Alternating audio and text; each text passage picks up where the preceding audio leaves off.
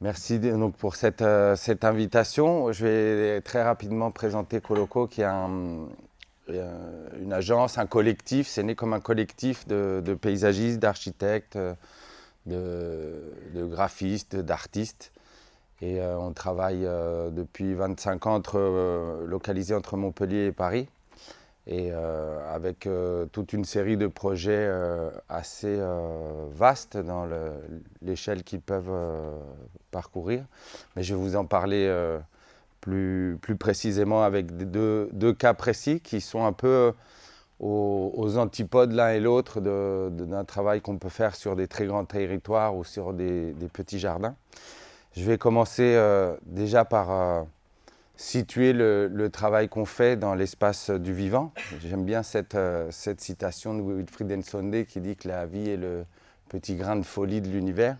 Et c'est un peu dans ce contexte-là qu'on peut être amené à se rencontrer, à trouver la vie à l'intérieur de ce que Gilles Clément appelle le jardin planétaire, qui est cette toute petite épaisseur entre les limites de la troposphère, environ 10 km au-dessus de nos têtes, et au maximum 10 km en dessous des fonds marins.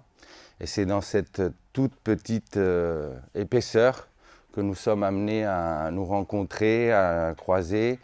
Et comme dit le poète Vinicius de Moraes, la vie, c'est l'art de la rencontre, que ce soit du point de vue biologique ou du point de vue sociologique, ou dans la façon qu'on peut avoir de rencontrer les autres vivants pour nous paysagistes. Ça, c'est un des moteurs de notre travail au quotidien, c'est de comprendre quelle peut être la place de l'homme dans ses paysages, dans ses environnements naturels. Ça, par exemple, c'est un petit projet qu'on avait fait autour de Naples.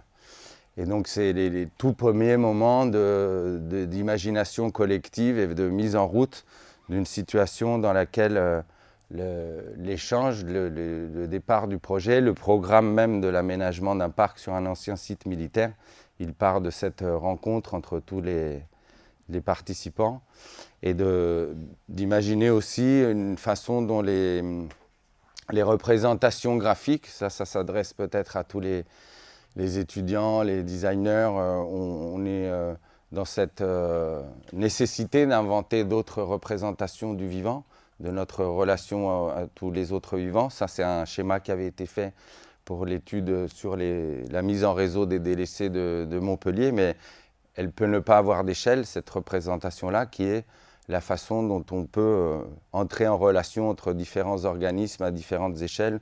On imagine bien que ce schéma est mouvant et en perpétuelle reconstruction. Et je vais juste introduire nos présentations respectives par une petite citation issue d'un livre qui s'appelle « La sagesse du jardinier », qui dit que la rencontre d'un site inconnu, ça vaut aussi bien, je pense, pour l'architecture que pour le paysage ou d'autres formes de création. La rencontre d'un site inconnu ajoute une image à la collection de paysages stockés dans la mémoire. Tableau sensible, interprétation libre. Cette phase correspond au saisissement. Ce saisissement, on va en reparler, c'est pour moi le mot clé dans cette citation. Ce saisissement sans lequel il sera vain d'espérer un avis pour concevoir un projet. Les documents ne remplacent jamais l'immersion d'où surgit la première impression. On ne doit pas sous-estimer ce temps, le projet s'y trouve scellé, insaisissable dans l'instant mais présent. Si on se laisse saisir, si on laisse la compréhension de ces sens, de cette rencontre avec un terrain, avec un territoire et avec une relation sensible à ce territoire-là, il est fort probable que le projet soit le plus juste possible dans toutes ces dimensions qu'on a vues tout à l'heure de perception de l'espace, mais pas du tout qu'avec un sens visuel. Et je pense que ça introduit, merci, introduit un peu la façon dont on peut se comprendre, mieux comprendre sa relation à l'espace à travers les sens, pour mieux la partager avec les autres, en comprenant bien qu'on a tous nos critères de perception, mais il y a quand même des éléments communs qu'on partage dans la création des espaces de vie de nos villes ou de l'ensemble des paysages.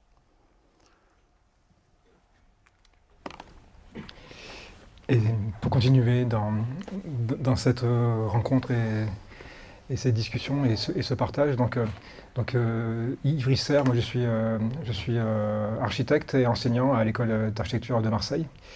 Et j'ai aussi une propre agence. Et, et comme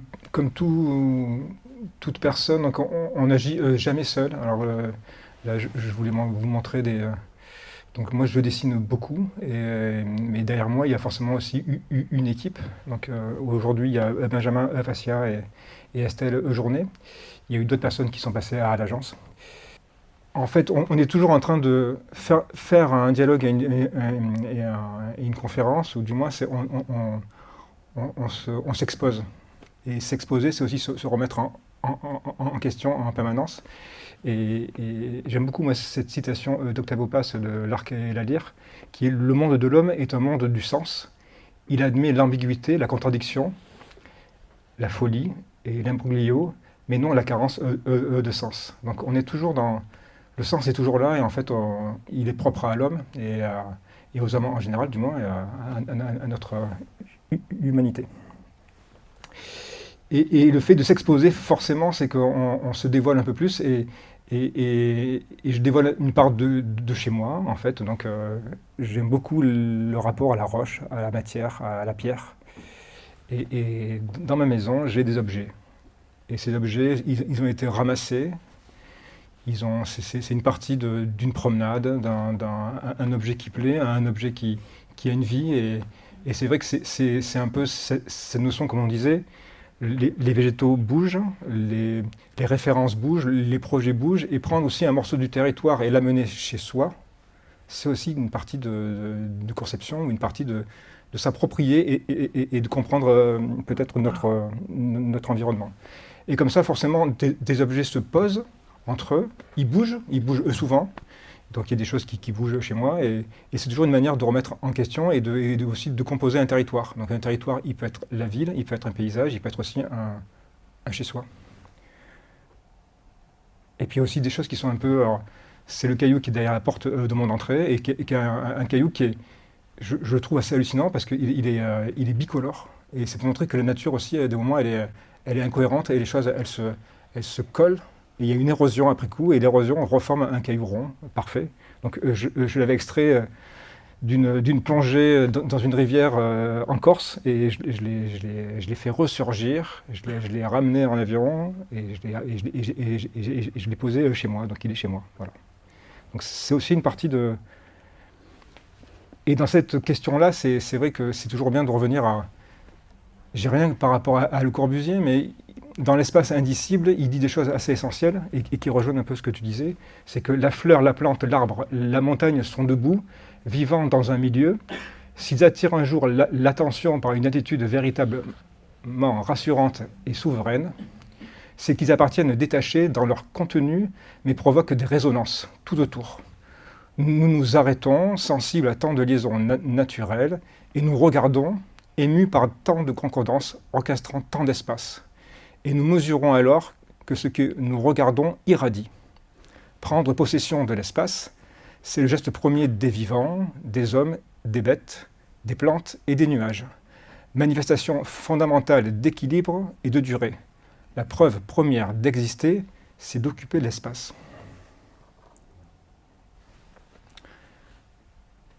Je reviens chez moi, je suis moi du Vaucluse, et en fait j'avais jamais remarqué que le Vaucluse avait aussi une importance par rapport à ma manière de voir. Et c'est un paysage agricole où il y a une notion de répétition, de vignes, où les territoires sont plutôt plats, et on a plutôt un rapport, on recrée, il n'y a pas la mer, mais en fait on recrée une nappe, et la nappe devient un élément rectiligne, on est un peu dans du land art, et il y a quelque chose aussi qui émerge, qui est là et qui est en fond, qui est ce géant de Provence, qui est le Mont Ventoux. Et suivant les temps, suivant les saisons, forcément, le paysage change, et le végétal devient du minéral. Le minéral, on voit qu'il est travaillé, il est cultivé, il est travaillé, il est érodé. Et là, à côté, il y a un mur d'une ancienne construction en pisé sûrement, et qui aussi se dégrade, et qui a un rapport un peu à le sol qui est pris et qui est monté, et cette notion de peut-être de gravité des choses. On construit, on monte, et tout seul, ça retombe sur le sol. Et de ça, donc, il y a des mots qui peuvent apparaître, donc, mais ce sont des mots qui nous parlent un peu de faire les choses, assembler, façonner, aplanir, découper, planter, graver, recouvrir, user, clôturer, polir. La main pense et suit la pensée cachée dans la matière. Donc c'est Constantin Brancusi. En fait, c'est que il construit, il sculpte pas, c'est en touchant les choses, en faisant, qu'on peut exprimer ce que la matière va nous dire. Peu importe si c'est artiste, plasticien, paysagiste, architecte, ou n'importe quelle profession, ou écrivain même, ou peu importe. Et donc cette notion, depuis 20 ans que je fais j'exerce cette passion, j'ai une collection énorme de photos avec ma main. Donc j'ai l'évolution de ma main depuis 2000 jusqu'à 2024. Alors je loupe plein de choses, mais donc je me suis dit un jour il faut que je fasse quelque chose de ça. Donc j'en ai des tonnes. Alors que ce soit, mais je vous montre rien. Donc là ce qui est intéressant, c'est Peter Zumthor, Leverens, Zumthor ailleurs. C'est aussi voir les bâtiments, les éprouver et les toucher, et surtout je sais pas, il y a quelque chose qui est lié à forcément, il faut explorer, il faut s'approprier. Et il y a, en 2017, les éditions Causa Mental m'avaient demandé de faire un petit texte ou des petits textes, et j'étais parti sur plutôt des notions, parce que écrire c'est aussi très compliqué. Et donc j'ai écrit 43 notions. Pourquoi 43? Parce qu'à l'époque j'avais 43 ans, je me suis dit je pars simple, 43 notions, et hop, et on décline. Et donc j'ai appelé ça l'œuvre des matières. Donc ces 43 notions sont là en fait, et j'ai associé le mot matière à une action ou à un rapport au corps, ou à un rapport à tout ce qui est peut-être à une harmonie ou à une notion de beauté. Donc il y a ces 43 notions qui ne sont pas forcément classées en soi, et je suis parti dans le principe que tout était matière. Tout est matière en fait. C'est-à-dire que tout peut être malléable, mais tout. Que ce soit le plaisir, la beauté, la passion, la joie, le rythme, je ne vais pas tout ce que vous voulez faire, mais le corps, l'esprit. Et dedans, il y a forcément le mot architecture, et la matière architecture. Donc j'annonçais un peu comme ça en résumé, c'est que la matière architecture peut-elle avoir encore du sens aujourd'hui? Cette œuvre, l'œuvre des matières, part d'une envie de modeler une réalité complexe, permettant de mettre en avant l'expérimentation et l'exploration du projet. Cette obsession de la matière comme source de compréhension et de modification de notre environnement part d'une volonté de construire un regard sur notre monde et par là même sur notre existence. Il faut prendre en compte ces manipulations personnelles, ces intentions sur la matière comme source de réflexion et de sagesse, comme une œuvre ouverte sur la création. Donc faire, défaire et Vakini, tout ce que je connais est issu de mon travail. Je connais seulement ce que je sais faire. Le faire est mon unique source de certitude. Donc là, c'était, pour vite passer au projet, c'est un moment donné d'une production de 4 ans d'agence qui sont étalés sur la table. Donc là, il y a 4 ans de réflexion avec des maquettes, et qui montrent que cette notion d'accumulation, en fait, les projets, entre eux, se parlent. Ils se montent, et en fait, il y a un peu une création d'une famille. Et c'est ça qui est intéressant de vous montrer, c'est que les choses se font par petites touches, et on ne s'en rend pas compte. Dès qu'un projet s'arrête, en fait, un projet n'est jamais arrêté. Le projet, il est toujours là. Et il va nourrir un autre projet. Il va s'arrêter. Et il va nourrir un autre. Donc en fait, plus il y a de projets, et plus c'est intéressant, hein, n'est-ce pas? Plus on fait, et plus c'est chouette. Donc il faut chercher la proportion non seulement dans les nombres et dans les mesures, mais aussi dans les sons, les poids, les temps, les lieux, et en toute grandeur possible. Donc Léonard de Vinci, hein, je pense que... Merci. On reste en Italie. Merci pour ces mots, ces citations qui résonnent aussi dans d'autres échelles. Là, c'est un projet très concret. On a commencé en 2017 à Palerme, dans un faubourg qui a été construit après les tremblements de terre de 1968, et qui est vraiment le quartier le plus paupérisé, le plus stigmatisé éloigné dans la zone nord de Palerme, et qui est vraiment un foyer de diversité humaine et d'activités de tout genre, très expérimentale. La matière, c'est la matière qui s'accumule dans ces quartiers où viennent peu ou jamais les services publics. Le service des poubelles, il vient quand ça fait des montagnes absolument gigantesques. Et pour ce projet-là, on avait choisi ce site-là, ce terrain-là, dans l'idée qu'on proposait de faire un jardin. Le projet il s'appelait Devenir Jardin. Et c'était dans le cadre de cette biennale d'art contemporain qui s'appelle Manifesta. Se demander comment ce terrain-là il peut accueillir non pas un jardin, mais le fait de se transformer en jardin. Donc on a inauguré le chantier le jour de l'inauguration de la biennale en essayant justement de comprendre ce sol et cette matière qui était offerte à nous comme potentiel de fertilité. C'est une parcelle qui est attenante à une association dans laquelle il y a à peu près 400 enfants par jour qui font du soutien scolaire et toute une série d'activités. Donc on a commencé à travailler avec eux et avec cette manipulation de la terre comme élément principal du devenir du jardin. Et là, c'est la rencontre avec un lieu, avec un site, avec des voisins qui se demandaient qu'est-ce qu'on était en train de faire avec cette équipe-là. Et petit à petit, cette rencontre avec la matière et cette transformation de la matière du sol en jardin, mais aussi du prétexte de faire un jardin pour se rencontrer, pour rencontrer d'autres façons de vivre, d'autres façons de faire, d'autres voisins entre eux. Elle était très très importante dans la perspective de créer ensemble un rêve qu'on se fixait d'atteindre dans la transformation de cette parcelle en jardin. Et petit à petit, ce rapport au travail, à la matière, comme disait Ivry, qui se met en place avec aussi l'invitation d'autres participants, qui sont tous ces végétaux qui vont venir composer le jardin. Et qui est un jardin qui n'est pas dessiné au préalable, ce n'est pas un projet dessiné qu'on s'est proposé de réaliser, mais à l'inverse, vous allez voir, c'est un projet qu'on a réalisé par des combinaisons, des rencontres, des situations plutôt anthropométriques.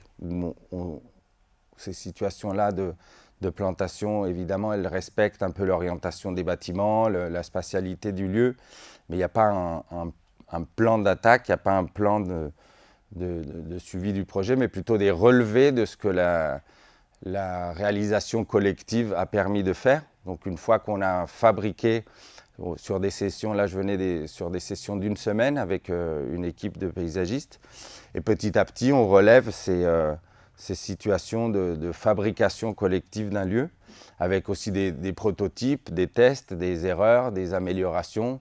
On a fait 4 ou 5 séquences de travail collective, donc avec des petits ateliers dans lesquels à chaque fois on se permettait de réintervenir sur des choses qui avaient été réalisées pour les améliorer, pour les transformer et pour petit à petit répondre aussi à ce que les nouveaux désirs ou les nouveaux besoins venaient inviter comme perspective de transformation du jardin. Vous avez là une série d'images qui témoignent de l'évolution du projet, où petit à petit, il y a des surprises telles que l'arrivée de ce bateau-là qui était garé devant là où il y a les voitures et qui à un moment nous a été donné pour pouvoir faire un jeu. Donc on l'a placé à l'intérieur du jardin. Et ça, c'est cette année, donc 6 ans après l'intervention de Manifesta. On est revenu sur le terrain de cette aventure collective pour re-rencontrer et le site et les amis désormais avec qui on a tissé des relations d'amitié.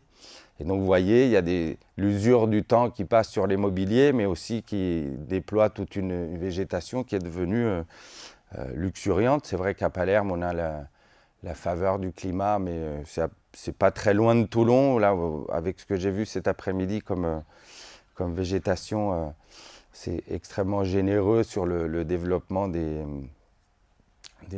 végétaux. Et c'est cette aventure, cette rencontre entre fabricants du projet et entre tous les végétaux qu'on a pu inviter a scellé le devenir de cet espace comme jardin. Aujourd'hui, il est définitivement un jardin qui évoluera maintes et maintes fois dans sa croissance, mais qui en tout cas a permis de créer un véritable espace public de rencontre pour cette association aussi qui rassemble une grosse partie des enfants du quartier.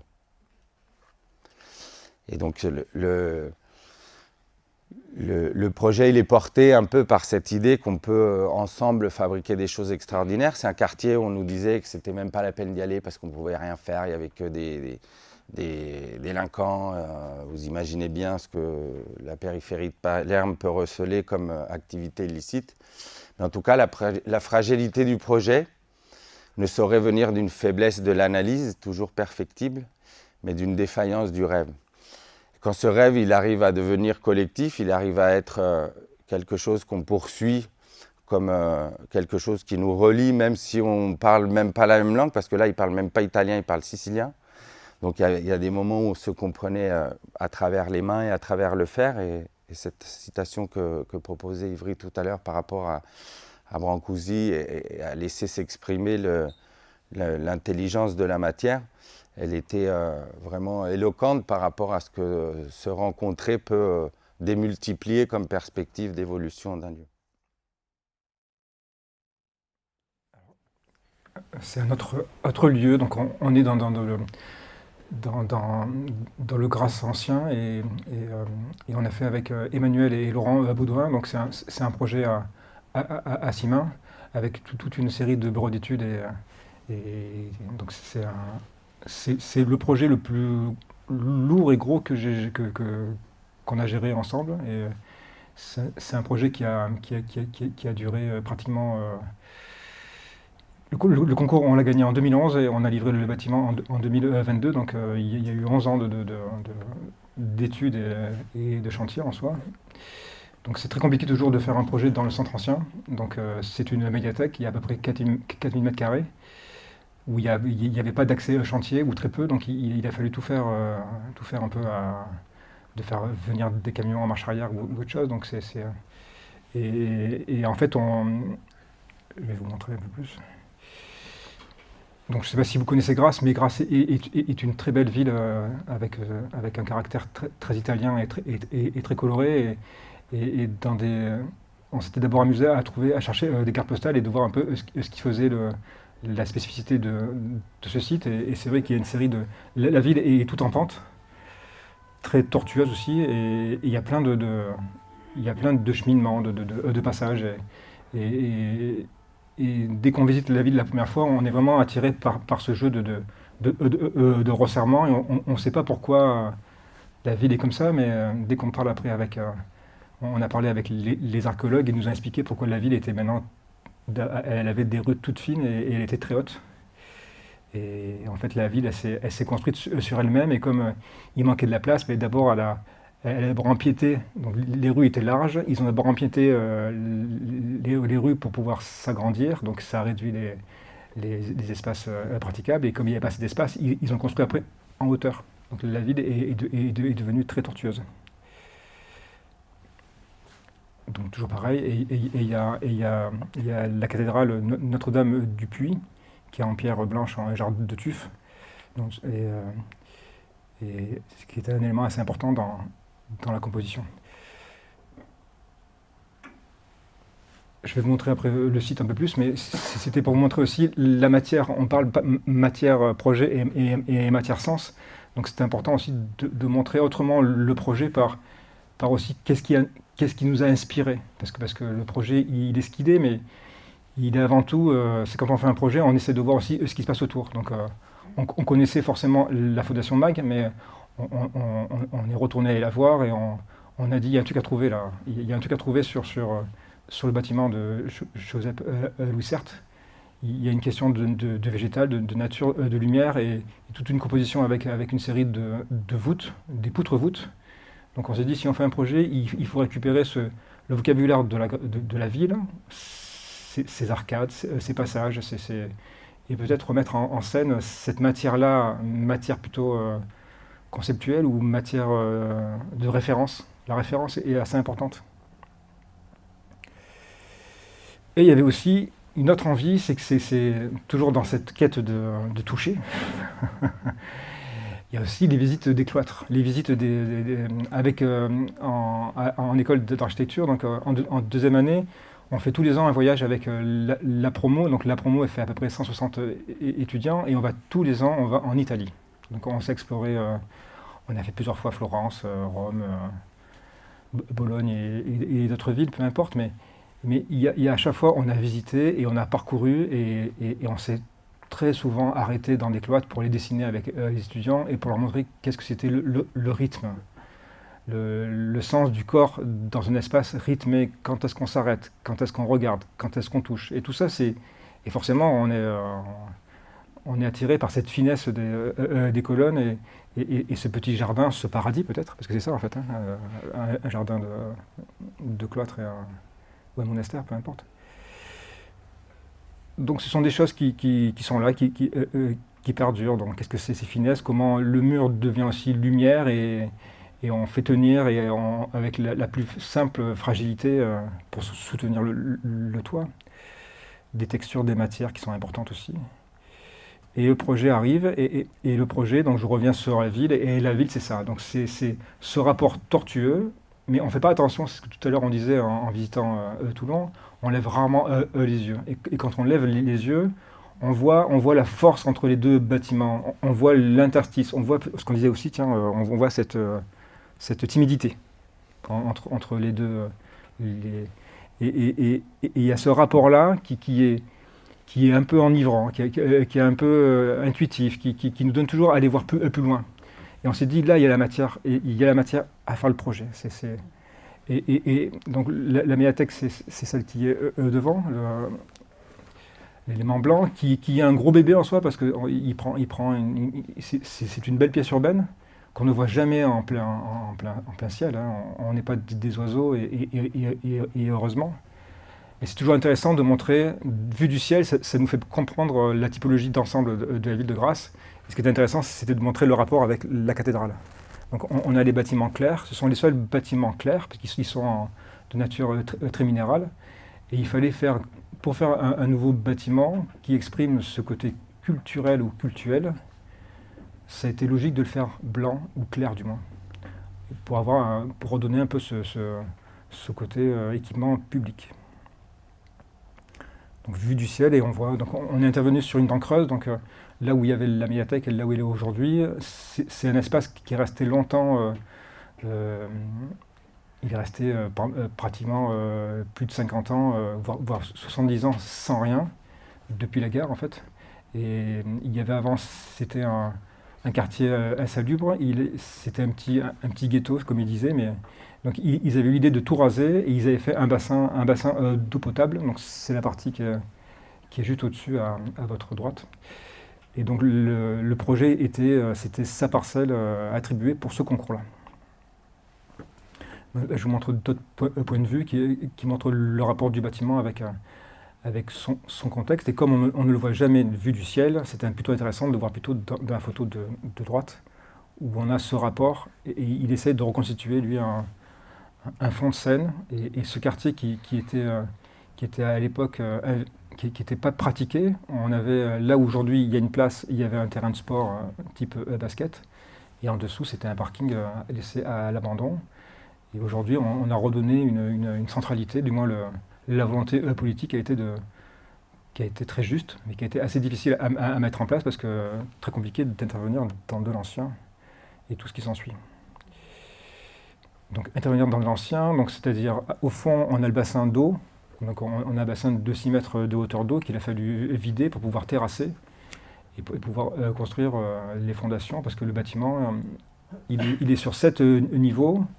Il y a 2 niveaux enterrés parce que toute la ville a un jeu de hauteur différentes, donc on a 3 accès différents dans la médiathèque, à 3 auteurs différentes. Et cette notion d'auteur, qui était dit dans la programmation du concours, c'était de faire la médiathèque comme un bâtiment, comme un espace public. Du moins, nous, on l'a compris comme ça. On a compris que c'est un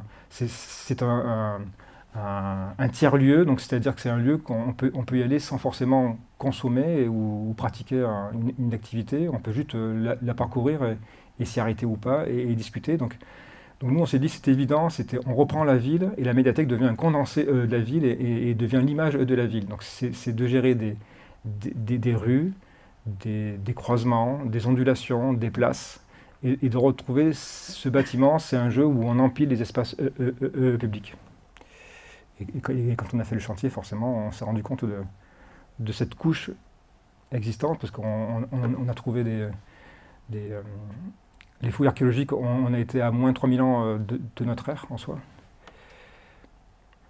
Et là, je vous montre des photos de chantier, parce que c'était aussi bien pour vous montrer un chantier, c'est pas le résultat, c'est aussi toute la mise en œuvre de cette matière qui est très technique, qui doit supporter des poids, parce qu'on est dans des charges importantes dans une bibliothèque, et comment faire de cette partie minérale ou de ces bétons, comment en faire aussi une texture et jouer avec et peut-être retrouver la référence de la Fondation MAG. Donc c'est un chantier avant tout humain, c'est un chantier du savoir-faire, du travail de l'ingénieur et de tout ce qui s'ensuit, mais c'était tout ça dans un lieu qui est contraint, où il n'y a pas d'accès ou très peu d'accès. Donc c'était fait au chausse-pied. Donc ils ont tout monté au fur et à mesure et ils ont monté les 7 plateaux. Et forcément, chaque plateau en chantier, c'était pas mal. La médiathèque devenait une manière de voir la ville et c'est une machine à un peu observer, une machine à redécouvrir des points de vue, et une machine aussi peut-être à recomposer ce qui est déjà là et ce qui est là et comment on le perçoit différemment. Donc là, on voit un gros équipement de cette nature-là en plein ville. On voit tous les vis-à-vis. En fait, on générait que des vis-à-vis. Donc, c'est pas forcément pratique pour une médiathèque de voir chez les voisins, dans l'intimité des gens. Donc, c'est pour ça que la façade est arrivée après. Et cette façade-là, il a fallu trouver quelque chose qui protège forcément du soleil, de la vue, des pigeons aussi. Donc, il y a une étude très poussée pour pas que le bâtiment devienne un pigeonnier ou une volière.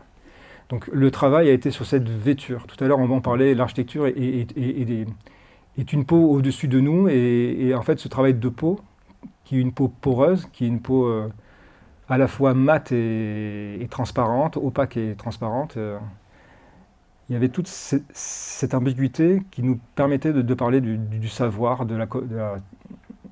une bibliothèque en soi.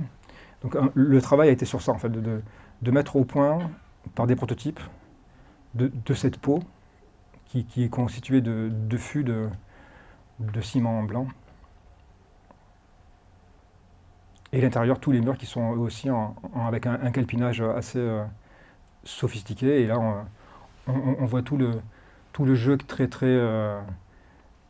côté savoir-faire, côté le travail, le respect du travail des hommes et l'envie. C'était assez extraordinaire de parler avec les ouvriers. Ils étaient fiers d'avoir posé autant d'éléments et pour eux c'était vraiment, je pense que c'est un chantier qui nous a tous marqués et ça va être difficile d'en avoir d'autres similaires, mais c'est pas grave. Donc là on voit tous les plateaux et on voit tous ces jeux de filtres. Donc le filtre, je répète, c'était pour pas voir chez les voisins et trouver aussi une manière de diffuser la lumière autrement dans la médiathèque. Donc la médiathèque, c'est quand elle est en plein jour, elle est très opaque, comme si c'était un coffre du savoir ou un coffre. Et de l'intérieur, après, on a tout ce jeu de creusement, de vide, et il y a des fenêtres qui donnent sur l'extérieur, donc qui sont les parties du hall et d'autres. Et c'était une manière de faire un condensé comme ça de la ville et de se focaliser sur des lieux spécifiques. Et on est un peu comme dans un jardin, en fait. On cache les choses et on montre ce qui est intéressant. Et on a été jusqu'à dessiner aussi le mobilier. Donc le mobilier était là pour réchauffer un peu ces bétons et trouve aussi une logique assez simple. Donc on parlait tout à l'heure avec un travail de décorateur ou designer d'espace. Donc ça fait partie aussi d'un élément qui compose un tout. Donc là on voit tous les plateaux. et toutes les envies de parcourir, de longer. Donc c'est un projet qui est sur le rythme, qui est sur le parcours, sur le mouvement, qu'on soit dedans ou dehors. Donc c'est toujours donner envie à traverser, et on revient à cette logique de la rue, des rues de Grasse, de parcourir, que ce soit dedans ou dehors. Et on a aussi une grande promenade architecturale, et on a essayé de stopper le temps. Un escalier, c'est un temps rapide, une rampe comme une promenade, c'est aussi un temps long, et on arrive à se poser et à voir différemment les choses. Donc ce projet essaye de tout combiner. Et le soir, le bâtiment qui était très opaque devient aussi une lanterne, et il devient un photophore. D'autres éléments qui sont assez intéressants dans la conception, c'est aussi, on travaille aussi beaucoup en maquette, et on essaie de dimensionner les éléments. Et là, c'est un peu le résumé du projet en trois éléments, qui est la dimension de la colonnette, qui fait 15 cm, le travail des espaces, qui parle du sol et du travail des voûtes, et le rapport qu'on a en levant les yeux, qui est cette ondulation liée aux voûtes. Là, c'est l'objet qu'on arrive à apercevoir, et le plan dans son ensemble.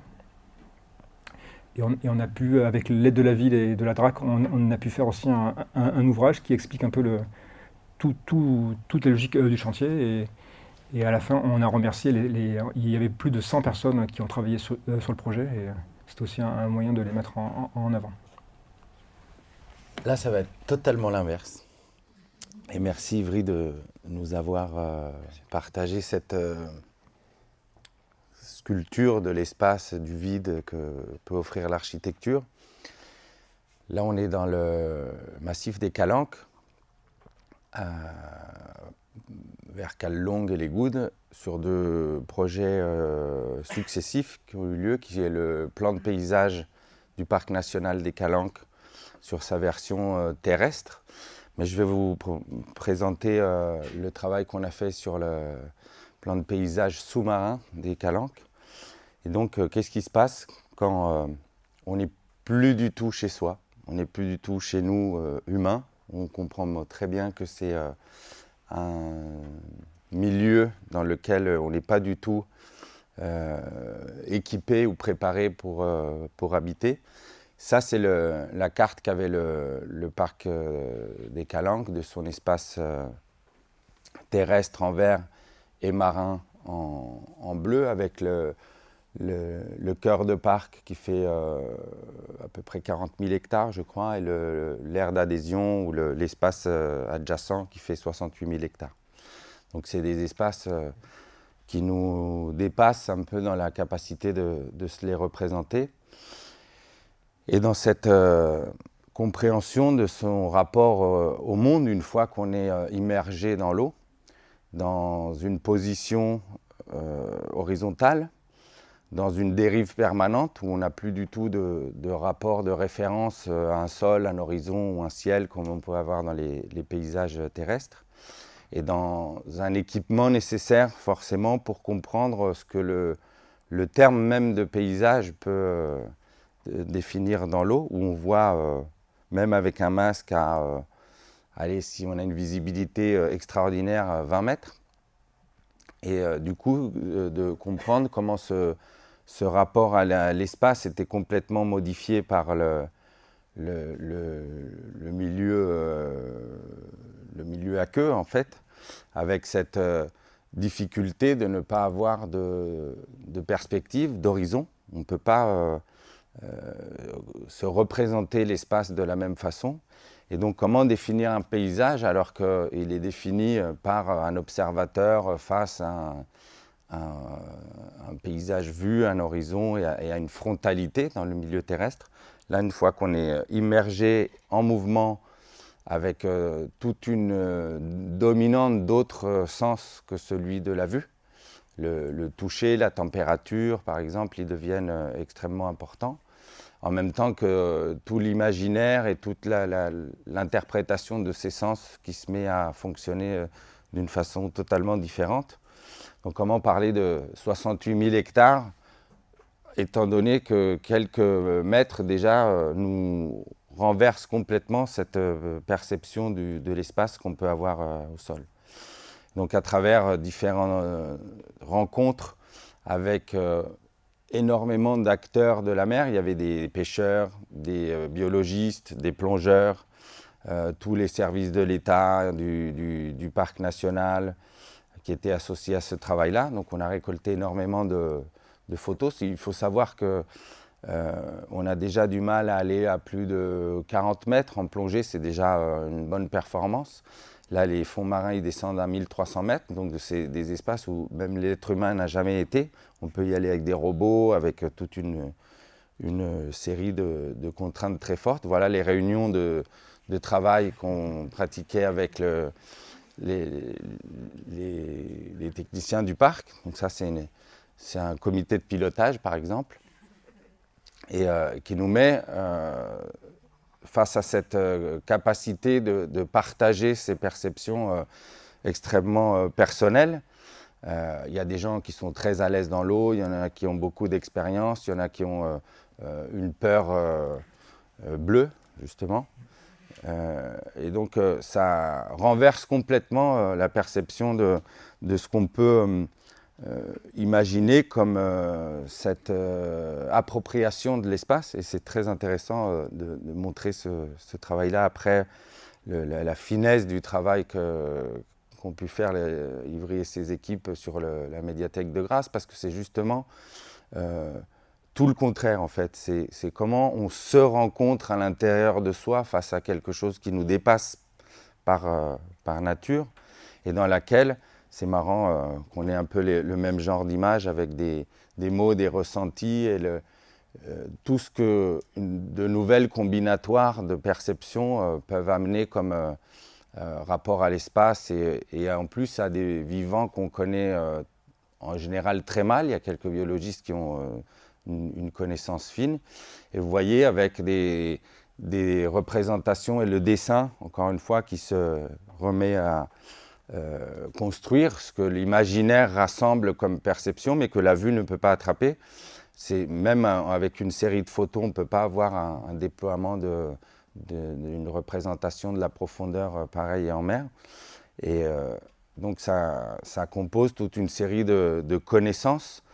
Ça, c'est le phare du Planier sans eau, donc avec la relation de continuité entre les fonds marins et les milieux terrestres, avec une épave par exemple, et la compréhension d'un paysage vu de loin et avec ses composantes topographiques. Ça, c'est le massif qu'il y a entre Cassis et La Ciotat. Je perds son nom. Mais du coup, voir comment les fonds marins ne représentent que très rarement la continuité du milieu terrestre. En fait, il se passe vraiment des choses très très différentes. Surtout que la Méditerranée a eu des variations colossales dans les dernières 200 ou 300 000 ans. Elle s'est vidée plusieurs fois complètement. Il y a des canyons, il y a des différents types de topographie anciennement terrestre et qui maintenant ont été submergées. Donc cette compréhension-là, elle amène une nécessité de travailler ces espaces-là comme une continuité justement de ce que je représentais tout à l'heure comme l'espace du jardin planétaire, du vivant, des vivants, et sans faire de la surface de l'eau une frontière, comme c'était dans la carte ou même dans nos cartes IGN. Vous voyez le carte IGN avec les rivières et les mers bleues, plates, où il ne se passe absolument rien en dessous. Et donc, vous voyez que les fonds marins, ils sont 2 fois plus profonds que le mont Carpiane qui domine à 646 mètres. Et cette représentation des paysages sous-marins et des espaces sous-marins, elle a amené à la définition de ce qu'on a appelé les unités paysagères, qui sont un travail long qui a été mené autant avec tous les sonars et toute la topographie qui, elle, est bien connue sous la mer, mais par contre, les espèces et la toponymie de chaque caillou, les pêcheurs, ils ont vraiment tout un vocabulaire pour se représenter le moindre affleurement dans lequel leur filet s'accroche quand ils vont pêcher. Et donc, on a défini je crois que c'était 4 ou 5 typologies avec les rades, les espaces de concavité dans lesquels il y a en général des vallées, des rivières qui sont la baie de Castille, la baie de la Ciotat et la rade sud de Marseille, les archipels, les calanques qui sont vraiment les parties de falaise, le plateau continental qui est un énorme plateau de sable très très monotone, et puis le canyon de la Cassidaigne où se trouve tout le système de courant qui remonte et qui fait que la côte de Marseille à la Ciotat est l'un des lieux de plongée les plus intéressants au monde. Et en même temps, c'est des milieux qui sont extrêmement perturbés. Là, c'est toute la carte des impacts des pollutions, des zones de non-pêche, par exemple, de tout ce qui vient animer, bouleverser le fonctionnement naturel des milieux marins, qu'on a eu beaucoup de mal à rassembler comme information, mais on voit un petit peu comment le projet sur ces milieux-là, en fait, il ne consiste pas à aménager, comme on peut le faire dans des espaces de projets terrestres, mais plutôt à soulager l'impact sur les milieux marins. Et donc tout le travail très long d'échange et de compréhension, il y a eu plusieurs ateliers, plus d'une dizaine d'ateliers dans lesquels on a finalement compris que les milieux marins, ça ne sert à rien de jeter des choses qui vont être soi-disant colonisées par la faune, mais plutôt de venir arrêter de perturber avec le bruit des moteurs, avec les filets de pêche. Et donc toute une série de créations. C'est des visions alors imaginaires, pas tout à fait, parce que ça représente des espaces réels, mais c'est des visions impossibles pour l'humain. Pour finir par une petite citation que j'aime beaucoup de Thoreau, qui dit « Ni méthode ni discipline ne sauraient suppléer à la nécessité de se tenir éternellement sur le qui-vive ». Ce que fait Ivry avec ses mains, par exemple, ça marche très bien. Et je voulais partager ce travail avec vous parce qu'il est complètement expérimental quelque part. On n'avait jamais eu ce travail de paysagiste sur les milieux sous-marins, qu'on a partagé d'ailleurs avec Pierre David, qui ne peut pas être là ce soir, mais qui nous a beaucoup accompagnés sur les entretiens, sur les rencontres avec tous les acteurs pour comprendre les représentations et les visions des milieux sous-marins, qui ont chacun des métiers qui ne travaillent pas forcément ensemble et qui ont à chaque fois une réalité totalement différente, alors que sur les milieux terrestres, on a quand même certaines sensibilités qu'on peut partager, on peut échanger des avis sur les choses, tout ce qu'on a fait cet après-midi par exemple, alors que là c'était quelque chose de vraiment très très important dans la façon de construire cette représentation des paysages sous-marins et de donner au Parc national des Calanques un outil pour qu'on puisse commencer à parler de la même chose à travers le terme des paysages, et qui est l'énorme richesse qui se trouve dans ces espaces invisibles, et heureusement protégés, et qui sont abrités par le Parc des Calanques.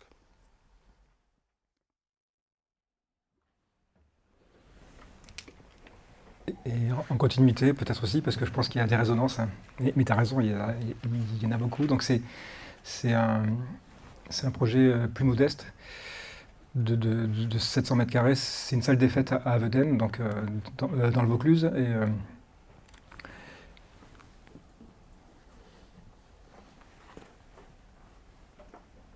Et ce qui est bien, l'église, qui est l'église Saint-Thomas, qui est une église de type plutôt baroque. Je vais vous la montrer après. Et depuis l'église et le château qui est juste à côté, on a ce point de vue-là. Donc le site, il est là où il y a le point rouge. On est à côté d'un stade qu'ils ont transformé en parc, en fait. Le stade n'avait plus d'utilité et ils l'ont planté et arboré. Donc le stade prend forme de plus en plus. Et à côté du stade, il restait une petite parcelle. Et on a un petit peu aujourd'hui, on a empiété sur le parc pour faire un accès à cette future salle des fêtes. Donc là, on voit l'église Saint-Thomas, et qui a un rapport aussi, il y a Donc il y a une matérialité dans cette ville, dans ce petit village, comme tous les villages provençaux, et il y a ce côté un peu rugueux, un peu rustique, on est dans la Provence de Jean Genot avec des choses. Le soleil est fort, c'est quand il fait du vent, donc c'est rêche. Il faut que ça prenne les coups, le soleil est accroché, donc il y a toute cette logique-là qui remet en scène peut-être un peu aussi toute cette matérialité liée à ces types de villages. Donc là, on retourne, on fait un jeu de va-et-vient. Au fond, on voit l'église Saint-Thomas qui dépasse, donc on est dans le parc. Et en fait, dans ce parc, il y a déjà de constitué, il y a un arbre qui est somptueux, alors je ne sais plus si c'est peu importe. En tout cas, il est très beau et il y a tout un chemin qui existe. Et en fait, nous, le projet, on s'est dit, on va se servir de ce chemin-là pour avoir un projet qui store et qui va devenir donc la parcelle. C'est là où il y a aujourd'hui le terrain nu. Donc, pour l'instant, on l'a juste, on a transplanté la haie qui a permis de l'agrandir, le terrain. Donc là, on est dans l'autre sens. On retourne. Donc, à notre gauche, vous avez le stade qui est devenu un parc. À droite, il y a une haie et derrière, il y a des terrains de boules. Et donc là, on voit la parcelle dans l'autre sens. Le rapport donc à la matière lié à ce village-là et à l'histoire du village. Donc, en se promenant dans le village, on s'est rendu compte qu'il y avait des vieux bétons. Il y a des bétons dans lesquels il y avait du mâche-fer. En fait, ils utilisaient des rebuts de sidérurgie et qui mettaient dans le béton. Donc ça donne des bétons particuliers. On n'est pas dans des bétons paysans en soi, mais on n'est pas loin, et avec une logique de refaire des strates. Et il y a d'autres colorations. Il y a aussi de la terre cuite, d'un béton rosé. Il y a tous les rapports aussi à ces débords de toiture qui sont aussi assez beaux, qui donnent aussi un rythme. Donc il y a ces notions de répétition, de rythme. Donc c'est quelque chose qui est travaillé. Comme à Grasse, il y a ces notions de verticalité, parce qu'à un moment donné, un élément simple, on compose, mais dès qu'on le répète, on crée une matière en fait. Donc la matière est là par une accumulation de quelque chose. Et cette accumulation, on peut y mettre un espace ou pas, mais en tout cas, on crée une densité. Et je trouve que c'est important, ces notions de densité.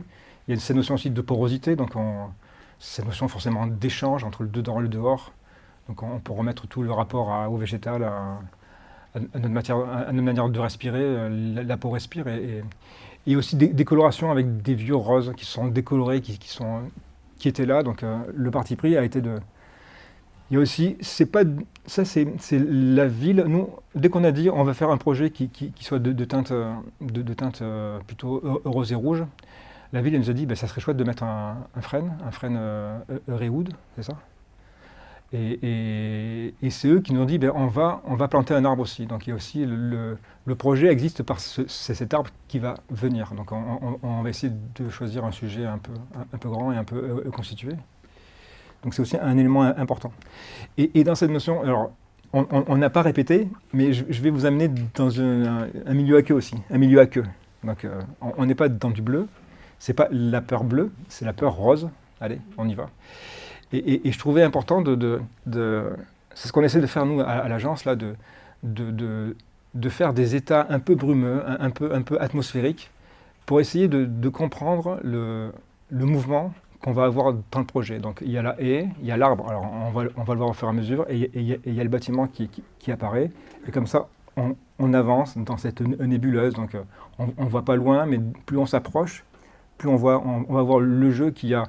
Et tout à l'heure on disait avec la frontale, ce qui est intéressant, c'est que dès qu'on joue avec, il y a un banc, une haie, un toit, et en fait il nous faut une verticale. Donc l'arbre est arrivé comme une logique, et la verticale était là, et on a juste décalé le banc pour pouvoir gérer l'entrée. Donc on rentre dans la salle des fêtes qui sera en face de nous, donc on va avoir une grande vitre. Et à votre gauche, entre la salle des fêtes et alors on le voit mal là, il y a le chemin qui part en travers là, le chemin du parc dans l'autre sens. Donc il y a toute cette approche doucement. C'est un site qui est contraint, mais on va essayer de lui faire exploser par des éléments. Donc là, on se tourne, donc on verra le parc derrière. Il y a cette notion de répétition, donc le toit, il fallait faire un auvent pour protéger s'ils font un mariage ou un spectacle, donc pour pouvoir générer les gens dehors. Donc on a dit on va jouer cette répétition en toiture et on va donner l'auvent, on va aussi lui donner une matérialité. On est sous un arbre, on est sous quelque chose qui fait du rythme. Et après là, on se retourne, on rentre dans le parc et on a le chemin qui se désaxe au fur et à mesure. Alors, on ne voit pas le chemin, mais en fait là, on est sur le chemin et le bâtiment est légèrement de travers. Et il y aura une fenêtre aussi en partie arrière, qui est plus une fenêtre technique. Donc, toujours pareil, dès qu'on sort une couleur, on se rappelle des bâtiments qu'on a visités. Donc, je visite aussi des bâtiments un peu à l'extérieur de... Ça, c'est plus personnel. Donc, ça, c'est 3 bâtiments de Valerio Olgiati. Donc, on a une maison, des bâtiments de bureaux qu'il a fait à Bâle et des logements qu'il a fait à Zug, donc c'est à côté de Zurich. Et il y a dans une coloration, ce rose qui passe plutôt terne, plutôt vif. Donc c'est des éléments... Alors, pour l'instant, on est dans les premiers prototypes, hein, donc on n'a pas encore coulé le premier échantillon, mais on a les premiers bétons qui arrivent. Et le béton, on ne voulait pas qu'il soit un rose puissant, on voulait aussi l'associer avec des granulats pour lui donner un côté orangé. Donc dedans, on va y mettre du sable jaune et des granulats jaunes aussi, donc, qui vont nous faire retomber sur le bouchardage qui est ici. On va retrouver dans ce béton des touches de jaune, voilà, parce qu'on va essayer de... Alors, il va être lavé, bouchardé. On attend de faire le premier prototype pour essayer de le trouver. Et là, on est en plein exécution, mais du moins, c'est les premiers dessins, et on essaie de mettre au point ce qu'on a dessiné. Et donc là, on est tout dans la partie échange. Un projet, on le fait 10 fois. On le fait 10 fois avant, et en chantier, il faut le refaire. C'est un épuisement, en fait, hein. Mais c'est la qualité du projet, hein. En chantier, on fait un DCE qui est parfait, mais c'est toujours pareil, hein. Les entreprises, elles arrivent, mais pour toi c'est pareil, hein, ils te remettent toujours tout en question. Donc en fait, il faut tout retravailler. Tout ce que tu as déjà fait 10 fois, il faut le refaire suivant comme eux, ils le voient. Donc là, on est en train de repenser le projet, on le remouline. Donc le projet, il se perfectionne. Forcément, il y a des détails qu'on n'avait pas vus qui prennent corps. Donc c'est pour vous montrer la gymnastique. C'est toujours tout remis en permanence sur la table. Et nous, on est là toujours pour dire, oh là là, on est les garde-fous, de dire non, c'est là qu'on va aller, c'est pas là-bas. Et c'est la richesse en fait du chantier, hein. On ne peut pas faire un projet sans faire du chantier, c'est strictement impossible. Et là, on voit donc le projet avec le chemin en travers. Il y a un léger plan que je voulais quand même vous montrer, et on voit les différents éléments, hein, les façades l'est, la ouest. Et on a après et là, c'était tous les redessins suivant les matériaux du commerce, et essayer de refaire des pliages exprès pour le projet. Et forcément une économie à maîtriser. Donc aujourd'hui, on a une réalité qui est vraiment très physique, et on ne peut pas se permettre de faire n'importe quoi. Les 2 façades, la sud et la nord. Et on voit le frêne de devant. Des détails en cours. Là, c'était la maquette, donc c'était possible pour montrer toute la manière de... Et pour terminer, une citation aussi qui est dans ce jeu de va-et-vient, et qui est assez, je pense, assez pertinente. C'est penser, c'est respirer. Retenir le souffle. Arrêter la circulation de l'idée. Faire le vide pour qu'affleure l'être. Penser, c'est respirer. Parce que pensée et vie ne sont pas des univers séparés, mais des vases communiquant ceci et cela. Et cela et ceci.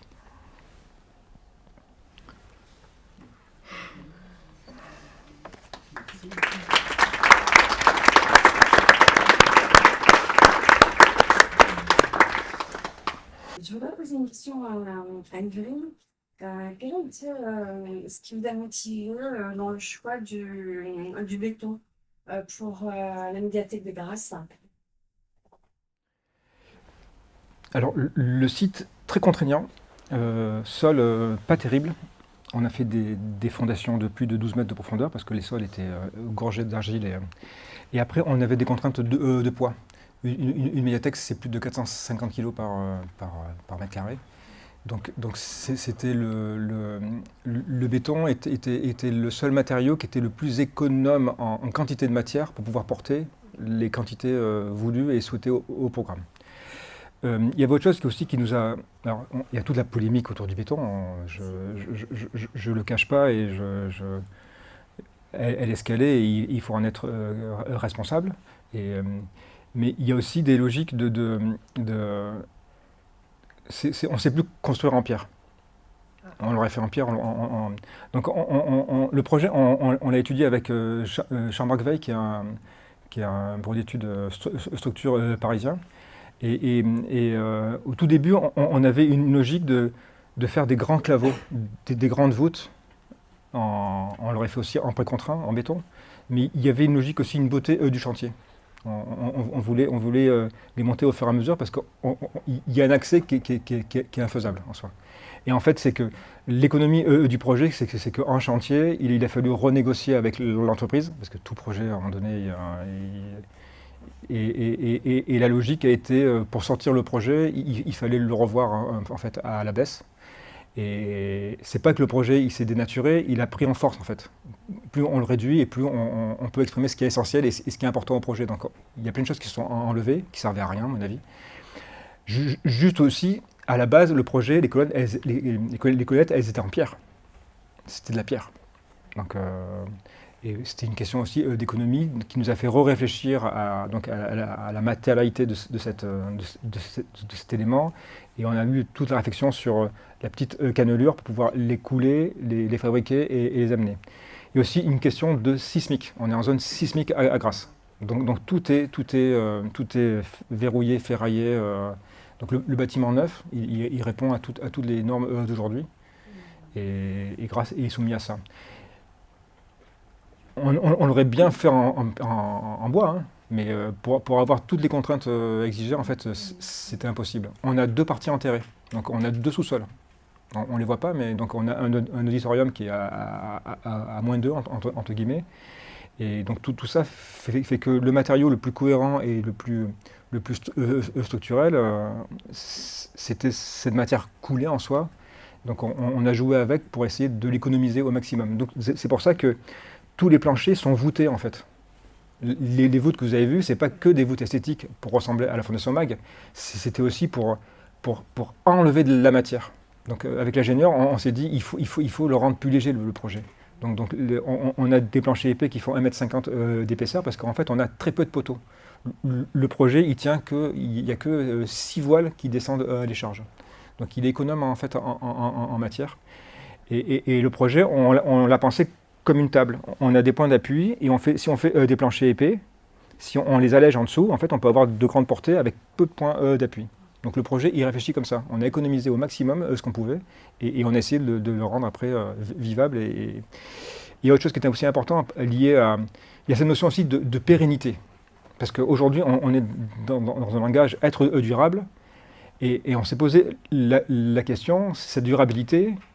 Ce matériau-là qui est en soi noble, le béton, parce qu'il existe depuis les Romains, hein, c'est un matériau qui se durcit, qui change de texture et de nature par le temps, donc plus il vieillit et plus il est solide.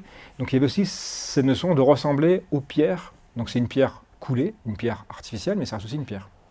Donc il y a cette notion de pérennité et qui est aussi un élément important, c'est que le bâtiment, il sera pas restauré, on l'espère, hein. Et il va durer 10, 20, 30 ans ou plus. Mais il y a aussi le coût de maintenance après coup, qui est aussi un élément important. Le projet, il est ce qu'il est au jour d'aujourd'hui, mais il va être assez économe. Il y a aussi le côté, comme il a une forte inertie thermique, et on est dans le sud, le bâtiment, en fait, il est peu gourmand en énergie. Alors, il faut un peu le chauffer et un peu le refroidir. Il ne faut surtout pas le stopper, sinon à remettre en chauffe, c'est compliqué. Mais on a l'avantage d'un matériau qui a une forte inertie, donc il peut stocker de l'énergie froide ou chaude. Donc, on peut répondre à la controverse, en fait, quand on parle de béton qui serait pas forcément bon dans un discours écologique, on va dire. Donc il y a des arguments quand même que j'avais jamais entendus là. Il y a des arguments qui sont en fait il y a aussi des notions aussi de les centrales à béton, elles sont proches aussi. Donc ah ben oui, le projet au tout début aussi, il était en béton blanc et pour des questions d'économie, mais qui d'un côté ne sont pas plus mal. Le béton clair, le béton blanc est très gourmand aussi en énergie en fait. Pour le blanchir, il faut le chauffer beaucoup plus. Donc là, il a un béton gris assez simple. Mais alors, ce qui est beau dans le béton, c'est que c'est ce rapport à la pierre. Et en fait, le béton, il a vraiment une patine. Il a une patine, il a des défauts, et ces défauts sont beaux, en fait. Parce qu'on on prend toujours peur. Hein. Et nous, on a essayé de dessiner la peau de béton, en fait. Alors, je ne sais pas si vous avez vu, mais les branches, ce pas des branches classiques. Et c'est des branches où on a maîtrisé tous les trous des branches. Je ne vous ai pas montré, mais on pourrait aussi en parler très longtemps. Mais oui, c'était aussi de remettre en valeur cet élément et de lui donner un côté très minéral et très... Une question. Je peux bien. Une question aussi pour vous, Elodie.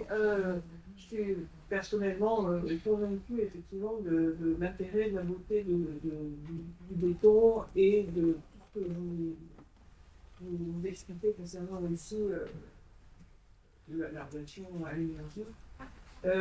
Si j'ai bien compris, on est quand même dans un périmètre de monument historique. Il y a donc c'est la cathédrale de Grasse, qui n'est pas très loin. Oui. Je voudrais savoir comment vous avez pu convaincre les différents acteurs, parce que vous avez avec un signal architectural qui est à la fois fort mais discret. Mais quelle a été la relation justement avec les différents acteurs, avec les bâtiments de vente, etc., etc. Et eux aussi, je suppose, la ville de Grasse elle-même. Donc c'était un concours. Donc déjà on a passé la première phase d'être retenu à participer. Donc il y avait une volonté de faire un bâtiment. Alors je ne sais pas si vous connaissez Grasse, mais Grasse se paupérise et en fait tous les habitants fuient la ville. Et ce que je ne vous ai pas dit, c'est qu'on est dans une zone de renouvellement urbain. On est dans une zone en rue, le cœur de Grasse.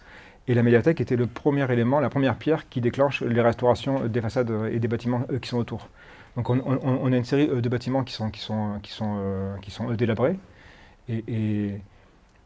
Et aujourd'hui, c'est donc la ville. Alors c'est vrai que le chantier a mis du temps parce qu'il y a eu des péripéties, on a eu des fouilles archéologiques, il y a eu plein de choses jusqu'au Covid qui ont fait que les choses se sont retardées. Mais le projet a pris une force aussi par ce temps. Et c'est ça qui est important, c'est que on court toujours après le temps. Le temps, c'est notre plus grave problème en soi. Hein. On est toujours à la recherche de temps. Et là, ce temps que nous, on n'a pas maîtrisé, parce qu'il y a eu il y a eu des péripéties qui ont fait que ça nous a donné du temps. Et en fait, ça nous a donné du temps pour le réfléchir en chantier, le projet. Donc le projet a pris corps, a pris et puis ça a été, je vous ai dit, ça a été un travail très, très humain, parce que quand un projet tient, donc le chantier, on l'avait démarré en 2014, donc il a duré 8 ans. 8 ans, moi j'ai mon fils qui est né 2 ans avant, c'est un bébé, c'est un gros bébé en soi. Mais il est humain parce que en fait, on côtoie toutes les équipes, et sur des chantiers longs comme ça, en général, toutes les équipes, il y a plein de gens qui partent.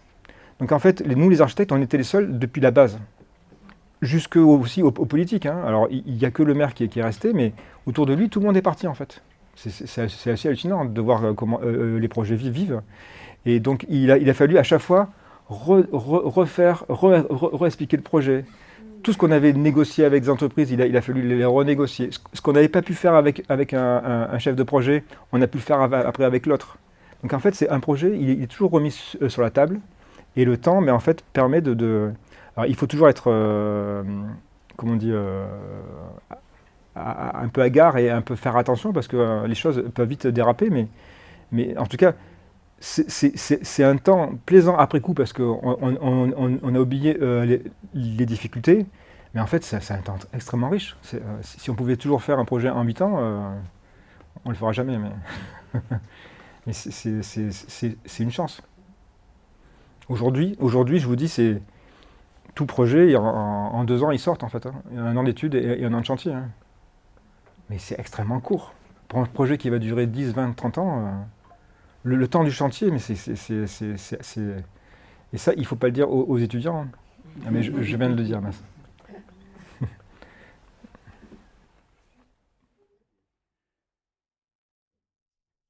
ici. Moi, j'avais une question pour Miguel par rapport au jardin de Palerme. D'après ce que j'ai compris, vous êtes revenu, c'était 8 ans après, quelque chose comme ça, plusieurs années après. Comment en fait les acteurs, on va dire, du jardin et les habitants du quartier, est-ce qu'ils ont continué à mettre en place des actions ou des choses comme ça dans ce même jardin? Enfin, comment ils se sont appropriés du coup, l'espace une fois que le projet c'est terminé?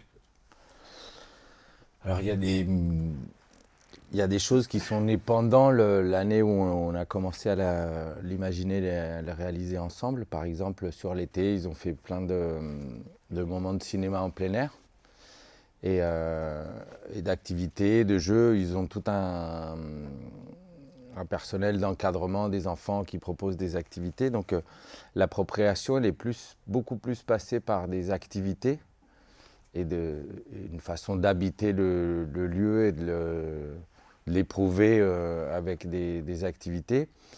Par contre, ils ne l'ont pas entretenu ou aménagé, ils n'ont pas jardiné ou très peu. Donc il y a une espèce de mélange entre un jardin devenu très libre et puis très habité, très vécu en parallèle. Parce qu'en même temps, il faut voir les profils des enfants. Là, c'est un jardin qui subit tout type de pression, de courses. Ils inventent n'importe quel jeu pour prendre une roue. Ça devient prétexte à mille et une façons de s'éprouver, de jouer dans le jardin. Donc il est très approprié justement avec cette association et ces enfants qui jouent à côté. En même temps, il a été le lieu d'un peu de soins et d'attention, au moins dans les 2-3 rues environnantes. Donc il y a moins de poubelles, on se gare un peu moins n'importe. Il y avait plein de voitures abandonnées par exemple, là il y en a moins. Donc il y a cette appropriation, elle passe vraiment par les lieux du quotidien, mais pas beaucoup par le côté entretien du jardin. C'est pour ça qu'on a envie d'y retourner. Là, on est en train de voir comment on peut trouver un moment pour y retourner, pour le réactualiser un peu, replanter d'autres végétaux, l'entretenir un peu. Mais ça c'est assez intéressant de comprendre comment un jardin, il émerge à peine une fois qu'on a fini le chantier, quoi. Il naît, il pousse, il évolue. Et en fait, le programme, on dirait, il est jamais vraiment défini. C'est des opérations qui s'arrêtent jamais. Et là, pour le coup, on a beaucoup de chance d'avoir cette association qui est super active parce qu'ils font du théâtre, du cinéma en plein air. Le jardin est quand même ouvert à tout le monde, il n'est pas réservé à l'association. Il est ouvert 24 heures sur 24. C'est un espace public ouvert 24 heures sur 24 et qui accueille aussi bien des voisins, des gens qui viennent. Ce qui a été un peu régulé par soi-même, c'est les chiens. En fait, ils ont un peu compris que c'était pas l'endroit pour promener les chiens, ou moins qu'avant. Parce qu'ils ont des chiens. Ouais, il y a des bagarres de chiens où ils parient dans les. Enfin, non, c'est ouvert au public et ça, c'est un des premiers gestes qu'on a tenu à faire, c'est d'abattre la clôture. On vous remercie, messieurs, pour ce temps d'échange. Merci beaucoup. Merci.